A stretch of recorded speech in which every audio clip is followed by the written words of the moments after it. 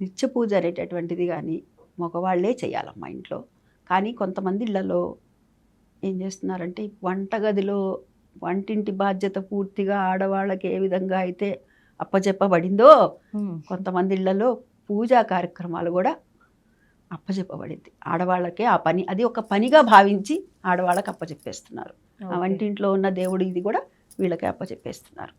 అయితే నిత్య పూజ మటుకు ఇంట్లో మగవాళ్ళు చేస్తే మటుకు ఆ ఇంటికి అంతటికి కూడా కాపుదలగా ఒక రక్షగా ఉంటుందన్నమాట.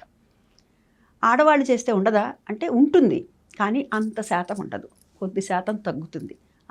ఎందుకని సంకల్పంలో అసలు ఏం చెప్పబడింది? మా భర్త సహా అన్నది ఎక్కడా లేదు కదా. కుటుంబం ధర్మపత్ని సమేతస్య, ఇప్పుడు యజమాని ఎవరైతే పూజ చేస్తున్నాడో భర్త, వారు చెప్తూ తన భార్య గురించి తన పిల్లలు కుటుంబం గురించి చెప్తారు. ధర్మపత్ని సమేతస్య అని చెప్తారు. అంటే భర్త సమేతస్య అనేటటువంటి సంకల్పం ఎక్కడ ఉండదు కదా.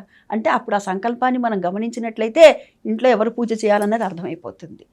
అంటే ఇంట్లో మగవాళ్ళు చేస్తే ఇంట్లో అందరికీ కూడా వస్తుంది. కానీ కొంతమంది ఇళ్లలో మగవాళ్ళకి ఇష్టం ఉండదు, పూజలు చేయటం ఇష్టం ఉండదు, కొంతమంది దీపారాధన చేయటం ఇష్టం ఉండదు, కనీసం దండం కూడా పెట్టరు కొంతమంది. కానీ ఈ ఆడవాళ్ళకి చాలా ఇష్టంగా ఉంటుంది పూజలు చేయటం. అందరని చెప్పను, కొందరని చెప్తున్నాను.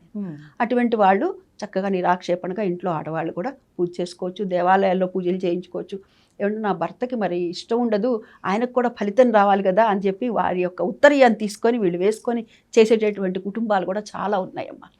కాబట్టి మగవాళ్ళు చేస్తే పూర్తి ఫలితం, లేదంటే ఆడవాళ్ళు చేస్తే కొద్దిగా అందులో శాతం తగ్గుతుంది.